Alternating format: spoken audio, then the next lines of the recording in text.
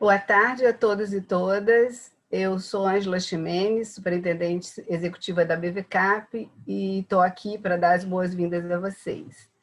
Seguindo a nossa série de webinars e trazendo sempre para discussão novas oportunidades no segmento de Private Equity e Venture Capital, hoje vamos falar com duas especialistas da Deloitte sobre como acelerar a inovação nas empresas através de M&As que alavancam o crescimento e transformam os negócios, os M&As disruptivos. No primeiro semestre desse ano, foram realizadas mais de 500 operações de M&A e, apesar de toda a crise das dificuldades econômicas causadas pela pandemia do Covid-19, este número é somente 5,5% menor que o primeiro semestre do ano passado. Isso demonstra a relevância dessa oportunidade. Agradecemos a parceria da Deloitte e passamos a palavra para Gláucia Guarcello, diretora para consultoria, inovação, transformação digital e M&A disruptivo, e para Clarice Faria Gomes, gerente sênior de inovação e M&A disruptivo da Deloitte. Obrigada, Gláucia e Clarice. E aos participantes, lembramos que vocês podem enviar suas perguntas desde já pela ferramenta de Q&A. Boa tarde. Olá a todos, sejam muito bem-vindos. Agradecemos a oportunidade de poder estar aqui compartilhando um pouco da visão do Disruptive M&A. Meu nome é Gláucia Guarcello, eu trabalho como diretora de inovação, transformação digital e da parte estratégica do Disruptive M&A, e a Clarice é nossa gerente sênior, que também trabalha nestes mesmos temas. Começando a falar um pouco em relação a esse tema, a primeira parte que a gente traz aqui, relevante, é em relação a como esse assunto vem se desenvolvendo e se tornando cada vez mais relevante no ecossistema que a gente vive no ambiente de negócios, Se a gente pega desde 2015 até o ano passado, a gente teve cerca de 877 bilhões investidos em negócios de M&A ligados à inovação disruptiva, principalmente ligados à aquisição de startups de tecnologia. 77% das empresas, das 500 maiores companhias no mundo, elas esperam competir nesse segmento focado em inovação disruptiva nos próximos 3 anos. 60% da participação de empresas não baseadas em tecnologia, comprando empresas de tecnologia. Então, a gente vê que esse movimento de adoção de tecnologia através de M&As disruptivos, ele tem acontecido de maneira significativa, sendo a maior porcentagem desses deals. E a gente vê também um commitment médio significativo, a gente está falando aí da ordem de 175 milhões de dólares, isso em 2019.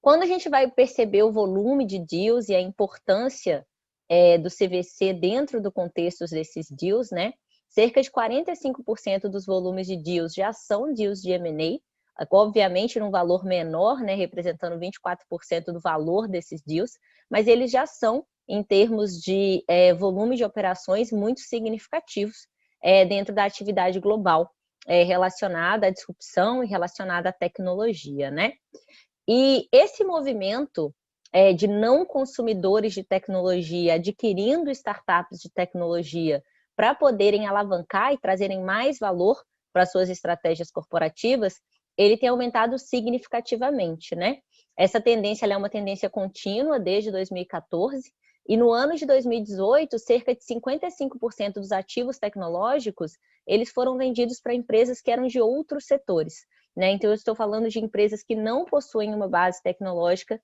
adquirindo aí organizações, startups relacionadas à tecnologia. Deixa eu passar aqui. A gente também vê uma interessante convergência entre as transações relacionadas para fusões e aquisições e os investimentos relacionados a venture capital, Se a gente for pegar aqui as principais temáticas dessas transações disruptivas acontecendo, elas estão ali dentro dos mesmos espectros, A gente vê o futuro da saúde, o futuro do consumo, da mídia, das finanças e da mobilidade, sendo aí os volumes mais significativos de transações para fusões e aquisições, e a gente vê para a indústria de venture capital em volumes de investimento as mesmas acrescidas ali, só mudando um pouco a ordem quando a gente fala da terceira e da quarta, e acrescidas do futuro da energia, mas a gente percebe que a convergência entre temáticas ela é grande, ela é significativa, e isso também pode ser um indicativo em relação às direções estratégicas que uma organização pode tomar quando ela está tomando decisões de investimentos em inovação disruptiva. Falando de contexto Brasil, né, nós já temos cerca de 80 organizações declaradamente atuando com Disruptive M&A e CVC, sempre com o objetivo de trazer um valor que vai além daquele que eles já podem estar trazendo para os seus clientes hoje. Eu vou falar um pouco depois sobre o portfólio de investimentos em inovação, mas o que a gente vê é que esse número vem crescendo, né?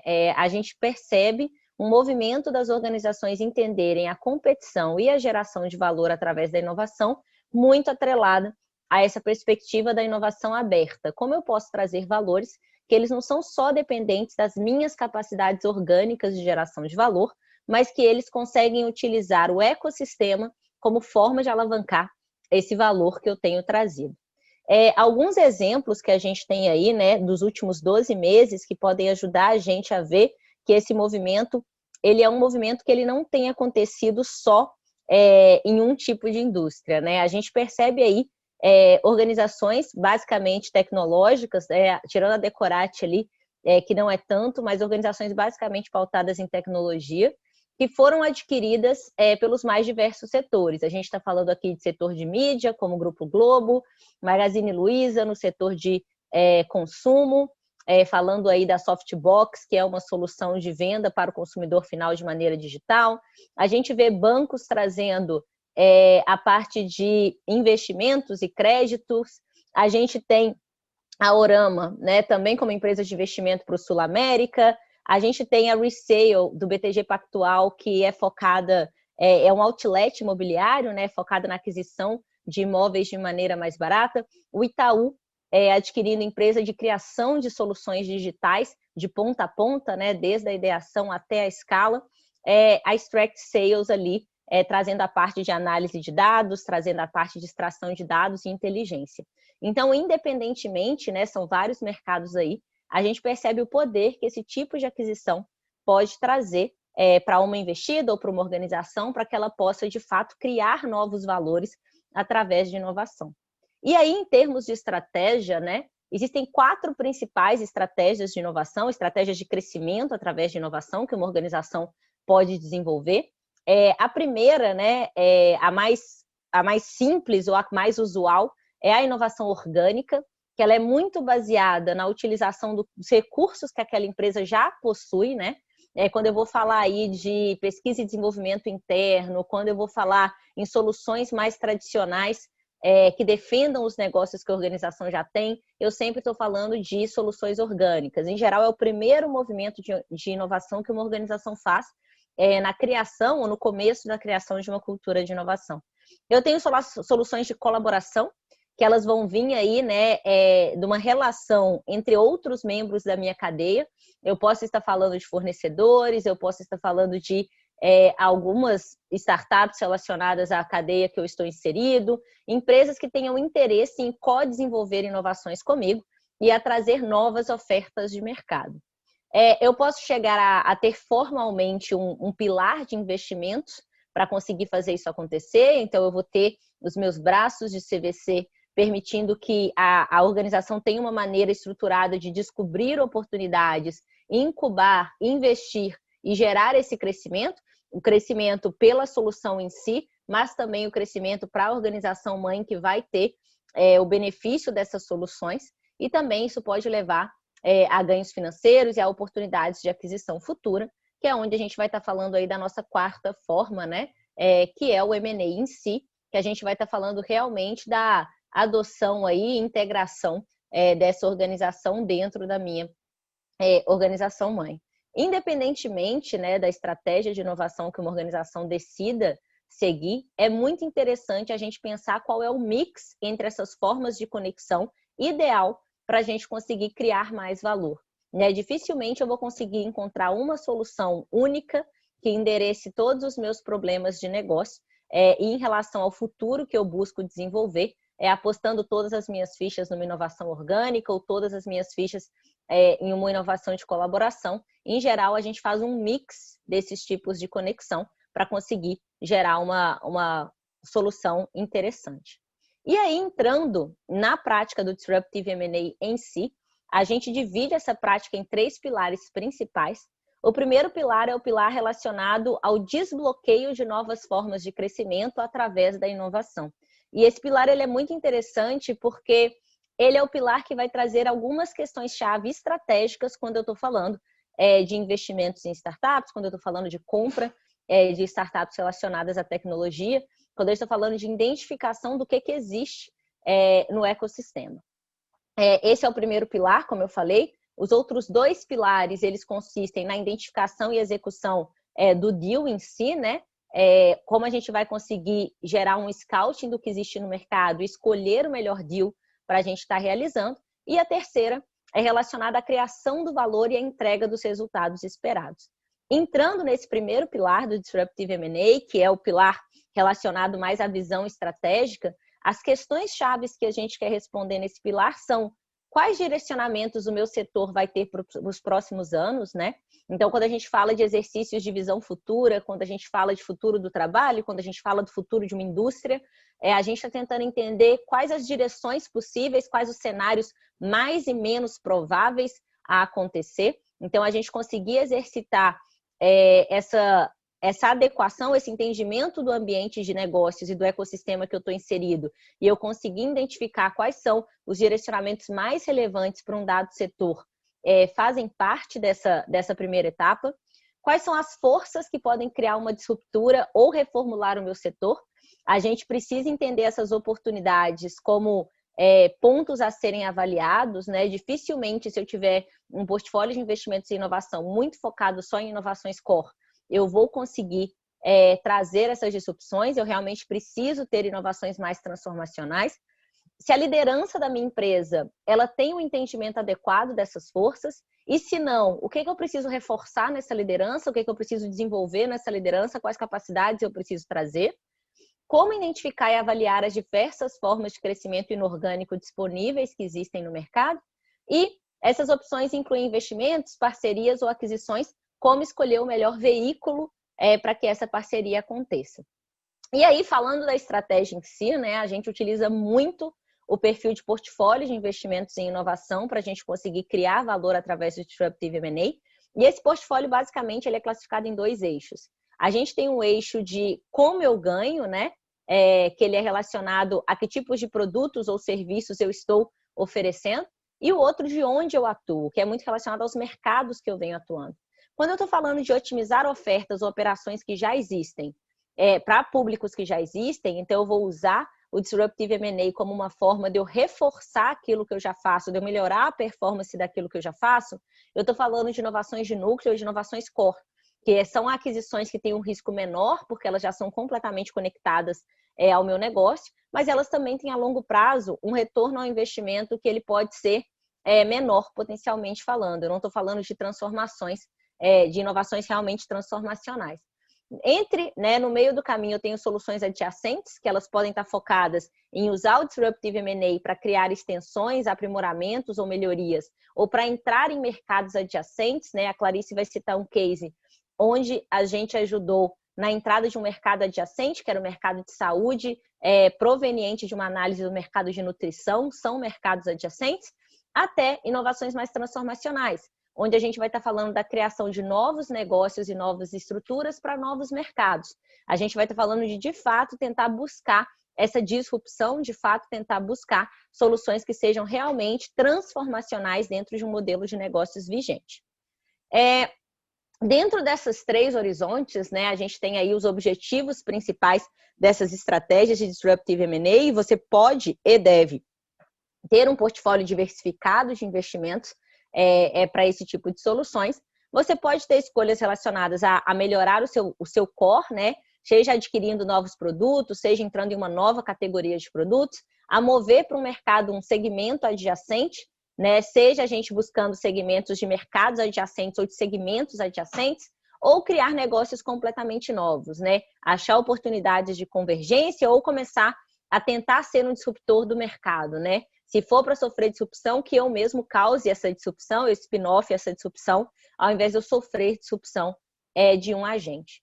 Um ponto muito importante quando a gente vai falar das conexões startups-empresas, quando a gente vai falar de inovações abertas, é que o veículo pelo qual a startup se relaciona com a empresa, ele não é pré-definido a esmo, né? A gente precisa ter uma estratégia atrás de cada tipo de veículo de conexão. Em geral, como a gente classifica essas estratégias, né? Se a gente tem um resultado que a organização quer que ele seja conhecido ou desconhecido, né? Eu ainda não sei o que eu vou esperar desse tipo de conexão, ou eu tenho muito claro o que eu vou esperar desse tipo de conexão. E dependendo do grau de comprometimento comercial que eu tenho, o quanto eu posso ou não, de fato, estar investindo naquelas soluções, eu vou ter diferentes tipos de conexão. Então, eu vou estar falando de processos de aceleração, eu posso estar falando de desafios como hackathons para criar soluções, onde eu ainda não sei que solução vai sair, mas eu vou criar um ambiente para que ela aconteça. Eu posso ser um orquestrador do ecossistema, tendo hubs, onde eu ajudo a ditar a lógica de como um setor ou como uma área vem trabalhando, até eu chegar, de fato, ao Corporate Venture Capital e ao M&A disruptivo, onde eu vou estar falando de um grande comprometimento comercial, um alto comprometimento comercial, e eu vou estar falando também de um alto grau de conhecimento em relação ao tipo de solução que eu estou buscando. Um dos pontos estratégicos mais importantes para a gente buscar essa inovação é o engajamento com os polos de inovação, né? Onde o ambiente de startups ele é um ambiente que está pulsando e que a gente pode ver soluções muito interessantes. A estratégia de seguidor, ela pode sim fazer muito sentido. Então, às vezes, soluções que internacionalmente elas são super desenvolvidas, mas a gente não tem esses empreendedores trazendo com interesse ou com plano de negócios de virem para o Brasil. A gente pode co-desenvolver, incubar ou se conectar a soluções similares no mercado nacional. A gente pode se conectar a startups que não estejam no Brasil, que possam prover soluções para o mercado brasileiro também. A gente tem várias empresas, né, multinacionais que atuam no Brasil que podem se utilizar dessas soluções. Então, a gente está conectado com esses hubs é extremamente importante para que a gente encontre a melhor startup, né? A gente fala muito isso. A forma ativa, né, a forma ativa de eu olhar para o ecossistema, de eu encontrar o melhor deal, ela precisa ser parte integrante dessa busca de conexões com startups. E não a forma acidental, né? E não só a forma reativa. Eu vou criar um desafio, vou esperar que essas startups apareçam. Eu preciso proativamente, como organização, buscar essas melhores startups para me conectar. E além do retorno financeiro em si, né, a gente pode entender o retorno estratégico que isso traz para as organizações. A gente pode ter acesso a avanços tecnológicos, a gente tem acesso a pesquisa e desenvolvimento, a insights do consumidor que anteriormente a gente não teria, novas práticas de mercado, explorar sinergias, né, conseguir trazer outras opções de crescimento e, obviamente, os objetivos financeiros em si, né, de gerar aí, através do crescimento dessas startups investidas, a monetização desses investimentos em si, e até a venda futura dessas participações acionárias que a gente tenha e que a organização tenha em relação a essas startups. A expectativa que a gente tem é de uma segunda era, né, de investimentos em CVC, onde a gente pode estar falando aí realmente do entendimento da geração de valor e do crescimento organizacional através da inovação pautada nessas conexões de inovação aberta, e existem alguns fatores para o sucesso disso.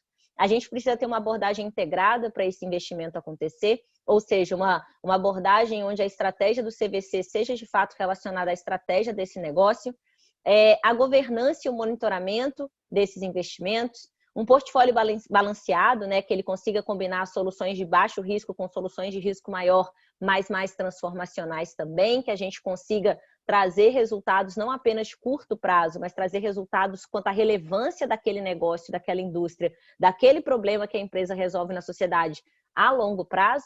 Conectividade interna, a gente precisa ter link entre essas soluções para que elas possam gerar essa convergência e sinergia que a gente também já comentou. Apoio da alta liderança e investimento em valor, né, na criação de valor para aquele problema que essa organização se dispõe a solucionar. Os nossos serviços, eles vão de ponta a ponta, né? Esses 3 pilares principais que eu citei de temáticas aqui são os pilares de como a gente se organiza para apoiar nesse ciclo de vida. Então, a gente tem um time pautado na estratégia do venture e na preparação da organização para fazer isso, que é o time que eu e a Clarice, inclusive, trabalhamos. A gente tem um time pautado no escaneamento das oportunidades, a Clarice também trabalha com esse time, e nas oportunidades em si. E a gente tem um time pautado na execução e na gestão desses deals. E esses times se conversam e eles interagem para que a gente possa dar uma solução de ponta a ponta, né? Essa solução de ponta a ponta, ela garante a consistência e a sinergia entre esses diversos investimentos de risco.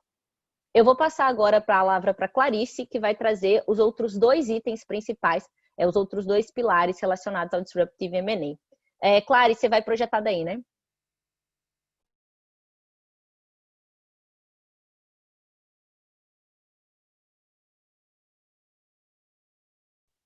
Boa tarde, pessoal. É um prazer estar aqui com vocês e dando sequência ao contexto e à fase 1 que a Gláucia trouxe, a gente segue para a próxima fase do M&A disruptivo, consiste exatamente na identificação e na execução da transação ideal. E nessa fase é muito importante que a gente dialogue, né, entenda do lado da empresa que está fazendo a aquisição qual é o posicionamento, para que ela seja um comprador relevante e atrativo dentro desse ecossistema. Principalmente em ecossistemas mais maduros, a gente enxerga uma abundância de capital. Isso faz com que os negócios mais interessantes, eles escolham, né, o investimento, eles escolham a oferta com base em outros requisitos que vão além da disponibilidade, né, como, por exemplo, o acesso que aquele comprador vai trazer, o tipo de cliente que ele vai atrair, o tipo de capabilities que ele pode desenvolver. Então, esse posicionamento ele é muito importante quando a gente fala de empresa.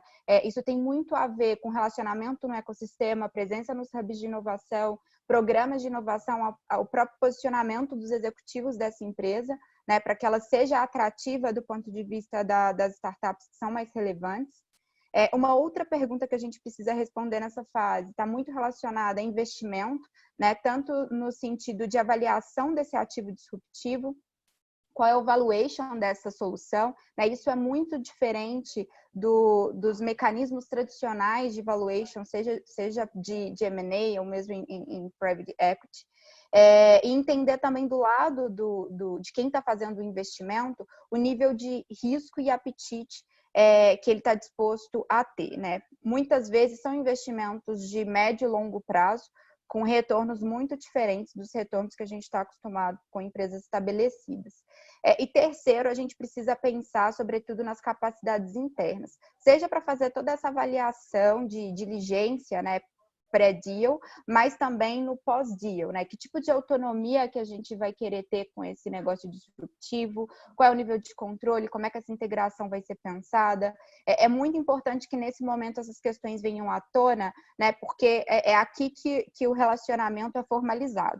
Então, levantar todos esses riscos é super importante. E quando a gente fala sobre pesquisar soluções no ecossistema, a gente precisa fazer uma varredura não só ampla, né, mas também profunda. Então, essa é a metodologia que tipicamente a gente usa. E antes de explorar, é muito importante entender as motivações, a estratégia, qual é a proposta de valor e concorrente que essa empresa tem, né? Isso é muito do que a Gláucia falou naquela fase 1, para que a gente defina muito bem qual é o objetivo desse scout, né? Qual é o objetivo dessa pesquisa. A gente está buscando uma tecnologia para preencher uma lacuna de produto? A gente está buscando um fornecedor com um serviço diferente? A gente está querendo fazer uma aquisição completa? A gente está querendo fazer um investimento minoritário? Então, entender qual é o grande objetivo dessa relação, para que a gente consiga avançar na definição do domínio, né? E quando a gente fala em domínio, não só a indústria, mas que tipo de tecnologia, e dentro dessa tecnologia, qual é o campo de uso,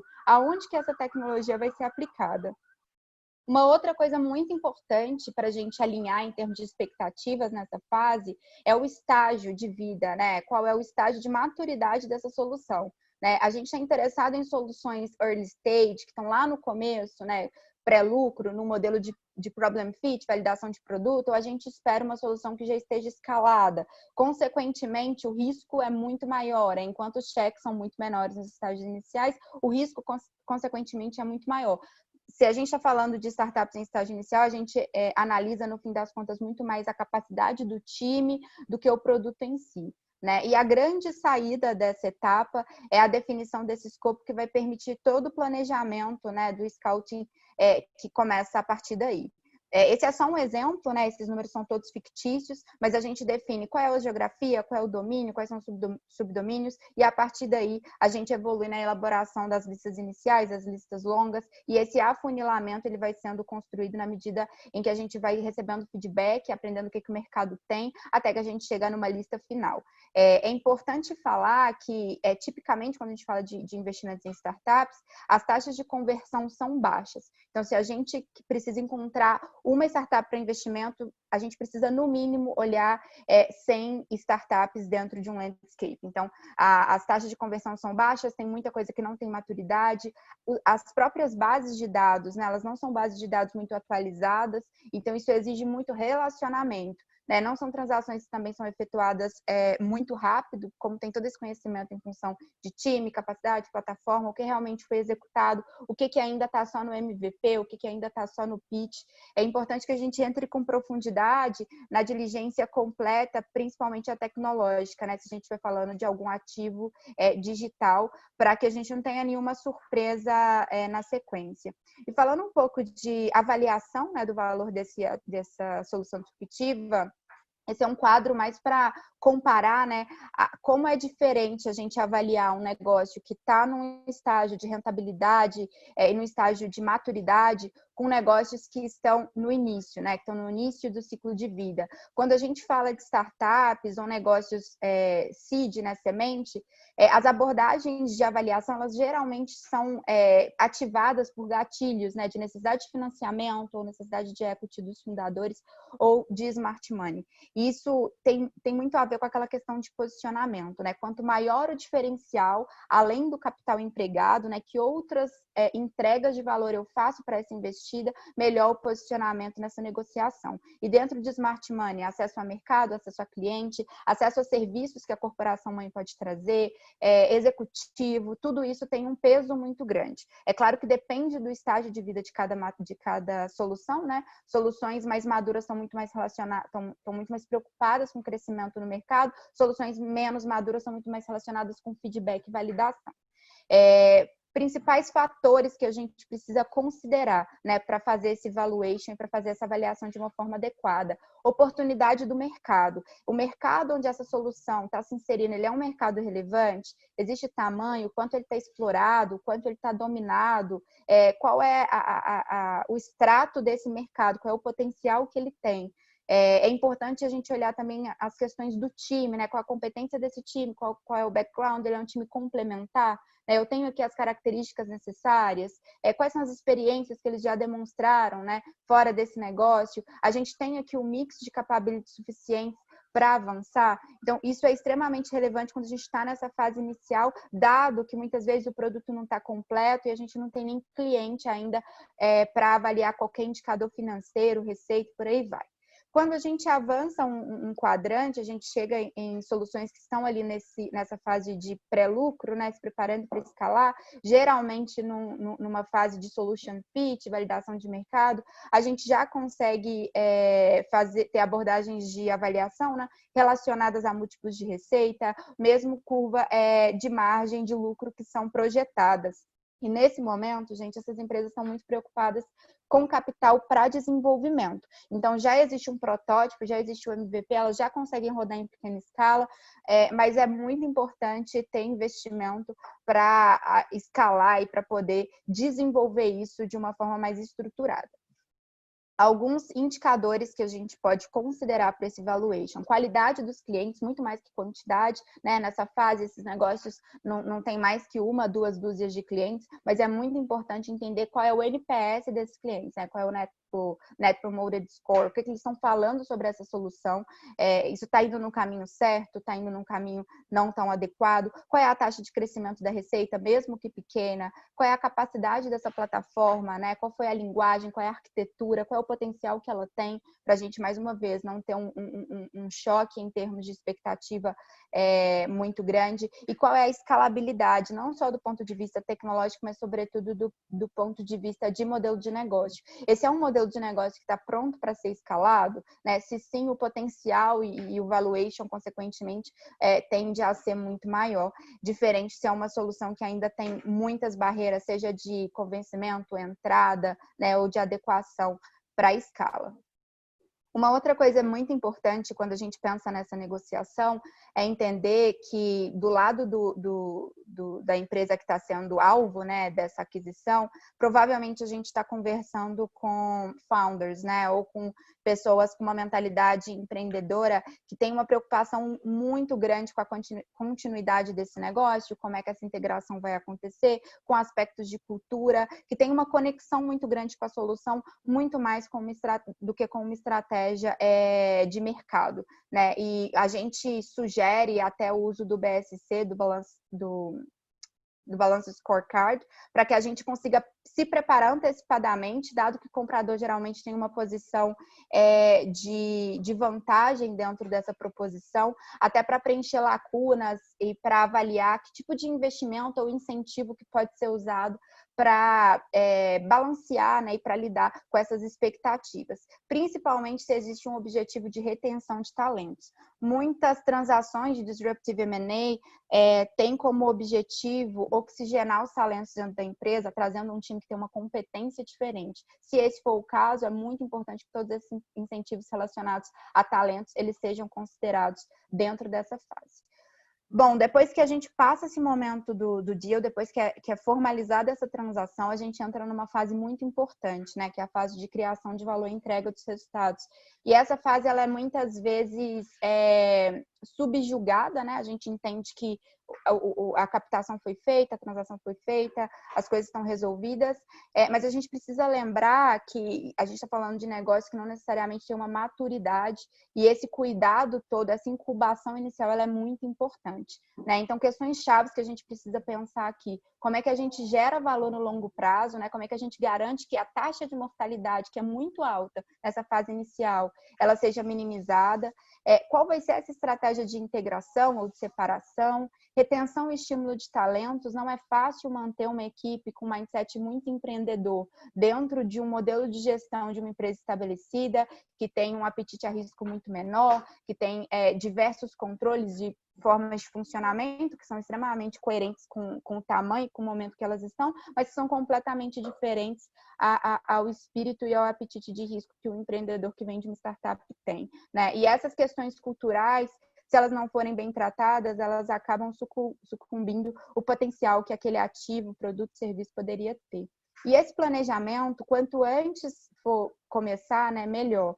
E aqui, para ajudar a gente a entender as principais estratégias de integração e de posicionamento pós-transação, é importante a gente olhar dois grandes fatores, né, dois grandes eixos.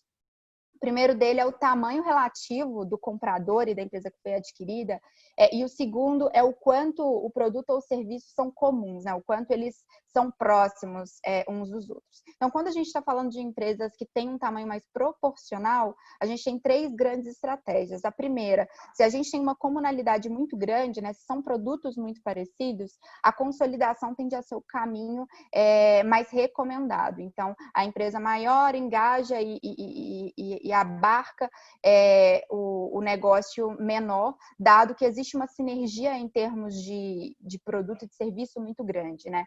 Quando essa sinergia ela é intermediária, a gente começa a falar em transformação. A gente consegue pegar o que existe de melhor dos dois lados, né, para fazer uma alavanca tanto para a empresa que foi adquirida quanto para a empresa que fez a compra. E no caso de pouca sinergia, né, os produtos são muito diferentes, os serviços são muito diferentes, a gente segue para uma estratégia de diversificação. Então, mantém isso dentro do portfólio, mas de forma separada, preservando os objetivos iniciais que foram criados. No caso da desproporcionalidade, né? Se a gente está falando de negócios que têm tamanhos muito diferentes, a gente tem como estratégia, no caso de produtos muito parecidos, assumir o controle integralmente e dissolver de alguma forma aquele time, aquela cultura que foram adquiridos. A gente tem a possibilidade de tratar isso como uma extensão da família de produtos, né? Estender isso em termos de plataforma. E a gente tem a oportunidade também de usar esse braço como um braço de exploração, principalmente se forem segmentos muito diferentes, né? A gente usa essa estrutura até com branding diferente, com posicionamento diferente, para explorar e tatear o mercado. É importante pensar, assim, que às vezes a empresa é quase como um transatlântico, né? É difícil fazer movimentos muito bruscos, então essas aquisições elas podem servir como barquinhos que ficam na água e daí você consegue mudar a direção e explorar um pouco qual a melhor forma antes de fazer uma mudança estratégica organizacional muito maior. De todo modo, independente da estratégia de integração, é importante lembrar que esse espírito de inovação, a manutenção desse espírito na empresa-alvo, ela é fundamental, independente da posição que esse time venha a ocupar, né? E para isso, é recomendado que a gente faça, desde o início, uma avaliação de fit cultural como parte da diligência do pré-deal, para a gente entender quais são os desafios que a gente vai ter ao longo desse processo e que seja construído todo um modelo de gestão da mudança, pautado não só na comunicação, mas os mecanismos formais, no exemplo da liderança, na própria assunção dos papéis que vai ser tomado, para que esse choque de culturas ele seja um choque positivo e não negativo, né? É extremamente valioso quando a empresa ela é oxigenada com uma mentalidade diferente, mas essa mentalidade ela não pode funcionar como um anticorpo, né? Porque a repulsão pode ser muito grande e a gente não tem muito sucesso dentro dessa integração. E alguns aprendizados dessa fase, né, dessa fase de crescimento, estão relacionados a ter paciência, principalmente com essa fase inicial, não declarar a vitória no primeiro dia, pensar se será que eu vou precisar construir uma estrutura, né, que receba essa solução, que receba esse time, e muitas empresas criam incubadoras, aceleradoras, algum tipo de estrutura que suporte e que não submeta de uma forma direta esse novo time, esse novo produto, esse novo serviço a todos os mecanismos e governanças da empresa principal, acompanhar toda a entrega de sinergia de receita, principalmente não é fácil, né, assegurar isso e garantir uma interação regular entre quem está cuidando dessa interação e com a pessoa que lidera esse negócio que foi adquirido, né? Aprendizado e adaptação é super importante, super comum dos dois lados. Integração cultural, isso precisa ser construído a várias mãos para que as pessoas se sintam parte, né? Mudança cultural não é uma virada de chave, é um processo lento, então é preciso que a gente tenha paciência durante esse processo. E nesse momento, quanto mais focado a gente estiver, principalmente com relação a indicadores, melhor. Não adianta a gente monitorar uma série de KPIs, né? É preciso que a gente foque o que a gente está querendo validar no primeiro ano. A gente está querendo validar posicionamento, a gente está querendo validar receita, a gente está querendo validar qualidade, e que a gente seja, né, foque bastante no que a gente quer validar para a definição dos indicadores antes de montar um dashboard exaustivo e cheio de dados. E para ajudar a gente a tangibilizar, nós trouxemos alguns cases que a gente participou enquanto Deloitte recentemente. Esse primeiro ele é bem interessante porque ele é bem atual, né? Então, esse é um caso público, não tem problema a gente divulgar. A gente ajudou a Vale, né, uma empresa de mineração, a encontrar soluções que minimizassem o impacto do Covid logo que a pandemia começou nas comunidades que foram mais afetadas no Brasil. Então, lá no comecinho, a gente está falando de março, a gente ativou o ecossistema global, essa chamada aconteceu tanto no Brasil quanto no Canadá, para encontrar soluções prontas para serem escaladas. Então, aqui eu estou falando de um nível de maturidade, de validação já do produto, né?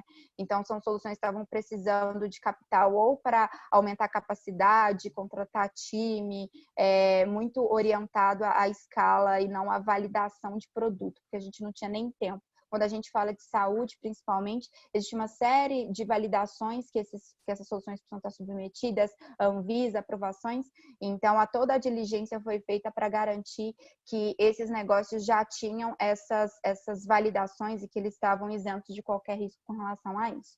né? Então, ao longo dos últimos 6 meses, foram mais de 500 mil pessoas impactadas no Brasil e Canadá com soluções de diferentes tipos, né? Em todo o espectro do ciclo do Covid, desde a fase de diagnóstico, identificação, triagem de pacientes, até a fase de tratamento intensivo, né? Para os casos que chegam nesse ponto. Foi interessante perceber o quanto isso acelerou também o ecossistema de health no Brasil e no mundo, a telemedicina, a telepsicologia e diversos outros modelos de negócio que de alguma forma estavam travados com relação à legislação, né, foram desbloqueados, e isso trouxe aí um boom quando a gente fala em health de modo geral.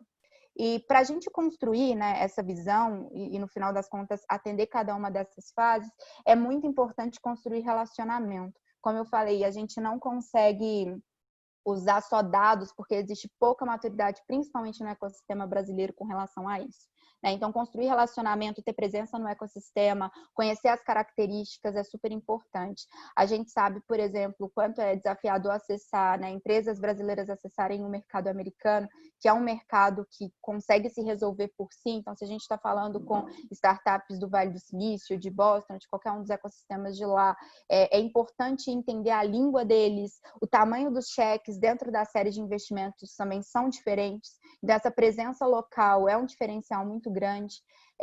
Presença local também, né? Aqui no Brasil a gente tem hubs de inovação que têm favorecido deal flows relevantes. A gente está dentro de vários desses hubs, né, para conseguir fazer essa captação, essa conexão. E falando um pouco de inteligência de dados, a gente desenvolveu uma plataforma para conseguir conectar todas essas informações. Porque quando a gente fala de prospecções de novos domínios tecnológicos, a gente também não está falando só de startup, a gente precisa entender movimentos de geração de patentes, pesquisa, notícia, transformar todo esse dado primário em inteligência e direcionador para que esses posicionamentos consigam acontecer. Então, o que a gente faz dentro da Deloitte Search é exatamente isso, é cruzar dados de mais de 2 milhões de empresas públicas e privadas, patentes, notícias, e conseguir sair com esses insights que a gente mostrou ali nos cases. Bom, é importante falar sobre inovação aberta, sobre conexão com o ecossistema. A gente tem uma rede bastante ampla, focada não só em parceiros de consultoria, mas também em parceiros de tecnologia, educação e formadores de opinião de modo geral, para que a gente consiga ter capilaridade e alcançar esses domínios com a profundidade que a gente precisa, né? E aqui estão os nossos contatos. Foi um prazer bater esse papo com vocês. Eu não consigo ver por aqui quais são as perguntas no chat, mas a gente Eu respondi, Clarice, durante a sua apresentação, eu fui respondendo as que apareceram. Ah, perfeito, perfeito. E qualquer outra dúvida, qualquer outro esclarecimento, profundidade com relação a qualquer um dos estudos, a gente está à disposição para marcar uma conversa e continuar esse assunto por lá. Eu queria abrir agora, se alguém quiser trazer mais algum questionamento, alguém quiser trazer algum ponto que tenha ficado de dúvida.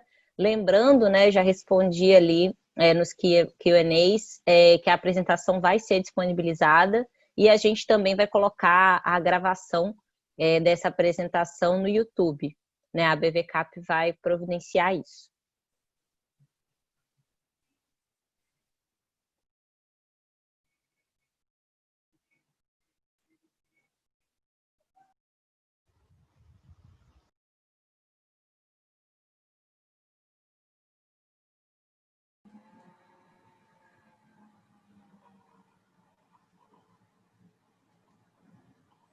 Eu acho que não tem mais perguntas não, Ângela, se quiser. Eu acho que não temos mais perguntas, então eu queria... Vocês responderam durante toda a transmissão, foi ótimo que aí já foi adiantando. Quem não viu pode chegar lá no Q&A e dar uma checada, as perguntas estão respondidas, e então a gente queria agradecer. Acho que está entrando pergunta, hein? Não, na verdade, são agradecimentos. Então tá, então eu reforço aqui do lado da BVCap os agradecimentos a vocês pela excelente apresentação, pela introdução do tema. Nunca tínhamos discutido esse tema na BVCap. Acredito que a gente vai ter outras oportunidades de aprofundar isso, né? Em eventos, se possível, presenciais num futuro próximo. E queria agradecer muito a vocês. Excelente apresentação. A gente vai, então, postar no nosso YouTube e compartilhar também a apresentação com todos que participaram aqui. Não, a gente que agradece imensamente a oportunidade, Ângela, todo mundo da BVCap, e nos colocamos à disposição para o futuro. Se quiserem mais detalhamentos, mais cases, a gente está aí super à disposição para colaborar. Muito obrigada, Cláudia, pelo Clarice. convite, Boa Ângela. noite a todos. Nossos agradecimentos aos que participaram.